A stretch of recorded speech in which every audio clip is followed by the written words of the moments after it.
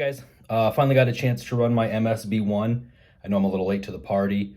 Didn't plan on doing it this year, but after seeing the excitement, seeing the car, and everybody talking about it, excited about it, I decided to go ahead and get it together this year and try to catch a race, which I did last weekend, luckily.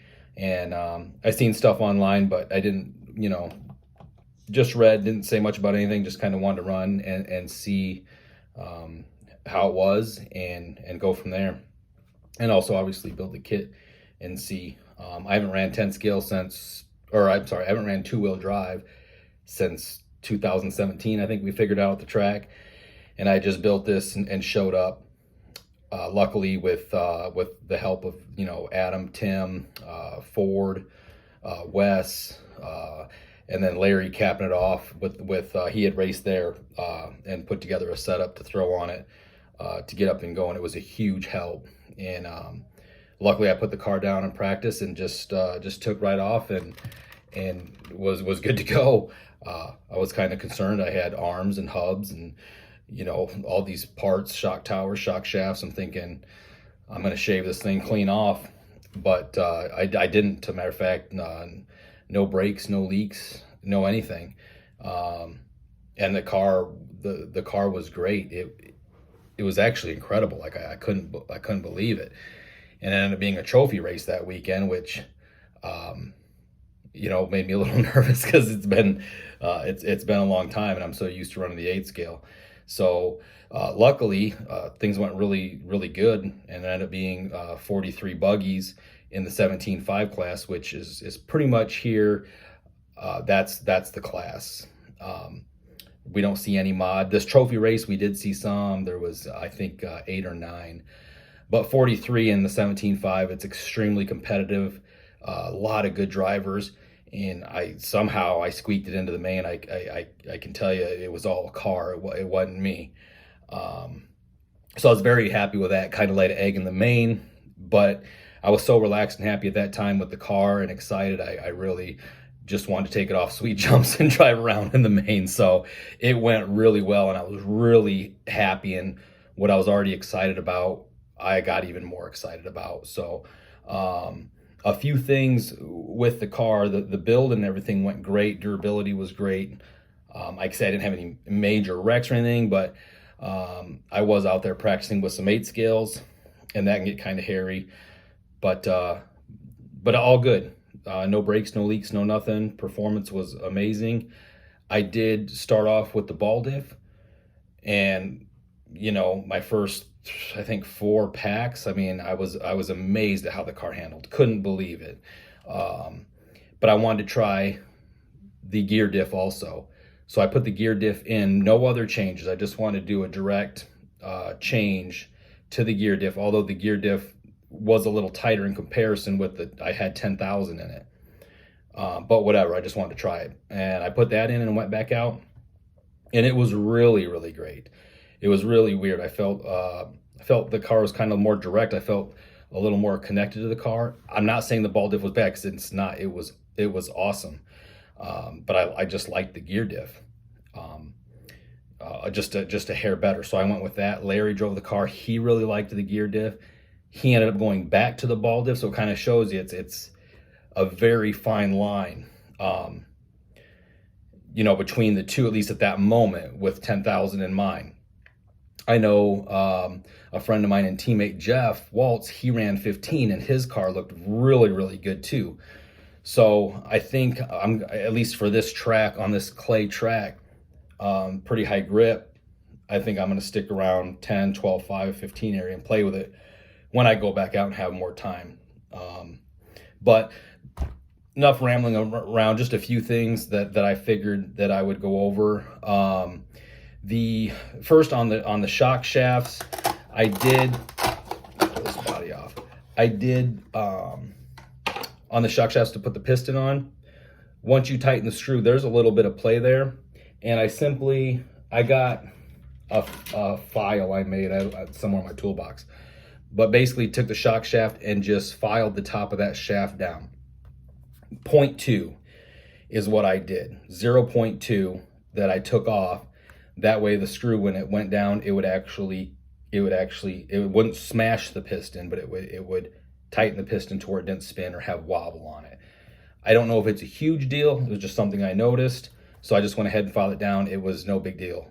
If you use a Dremel, it happens like instantly, because I did another set. The first ones I did by hand, all slow, measure, fit, back and forth. Second time I was like, took a Dremel and zipped it, and it took it down real fast. So if you use a Dremel, you can, it's fine. It's way faster, but just do little hits with the drum and then measure it, because it definitely took some off a lot quicker. Another thing that's really odd, when you build this car, and we've seen it on social media, the transmission, it is tight, and it is by design. It's supposed to be like that to really reduce lash when it's all broken in. And it will break in, but it is tight. One thing I did figure out, which is crazy, is if you see if I can get this, the screw, where we at, that connects the waterfall to the gearbox. If you take the waterfall, sand it a hair here and a hair here, making that skinnier, so you can tighten this screw more. Make sure you guys can see it. So you can tighten this screw a little more. It does free up the transmission a little bit more. You'll actually feel it. I just kind of found that on accident, and I text Larry and I told him, I said, hey, tighten the screw that connects your waterfall to your gearbox and tell me if it frees it up. Text me back 5 minutes later. He said, yep. So if you don't want to, squish it and like, veins popping out, but just give it a little extra snug, and it will free it up a hair. And then you run a few packs and you're good to go. And there's no lash, and it does what it's supposed to do. So that's all good. But just if you want to free it up a hair, you can tighten that just a little bit more than you normally would. Other than that, let me get my extra set of shocks here.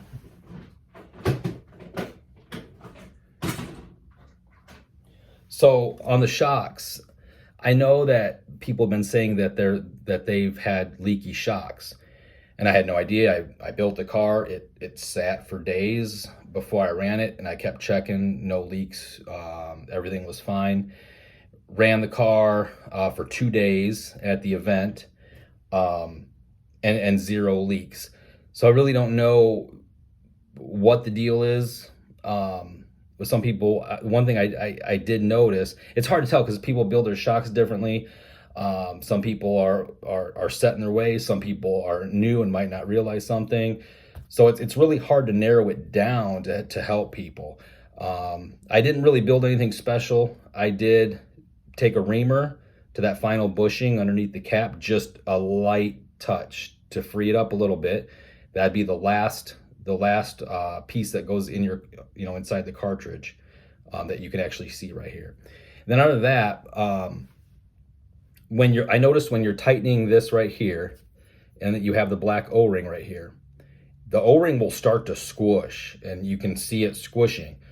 And it's possible maybe some people are stopping when they see that, figuring it's sealed. Keep spinning it, that ring will actually disappear till it bottoms out on the shock body. So smashing that together, therefore not leaving any space inside here for there to leak, or for oil to leak out of this final bushing, or throughout. It'll leave less room in there. So make sure that's all the way bottomed out. And then another thing with the diffs, with the gear diff, in the manual it says 20.4 grams. I built 3 diffs and they kept leaking. And luckily, after talking to Ford, he was talking about how he fills them. And I know it says filled at the cross pins, but that cross pin is probably 3 millimeters thick, maybe 3.5 millimeters thick. So it's like, do you stop when it touches it? At the top, right in the center. So that's why I went with the weight at 20.4. Long story short, I did find that 20 grams is the ticket.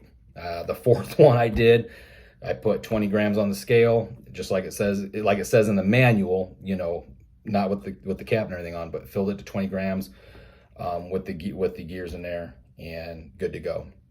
So other than that, Um, I mean, everything else was fantastic. I mean, the car's got, I'm sure you guys have seen it, but I mean, it's a nice, clean chassis layout. I mean, I know everybody, oh, it looks like a AE, it looks like a TLR.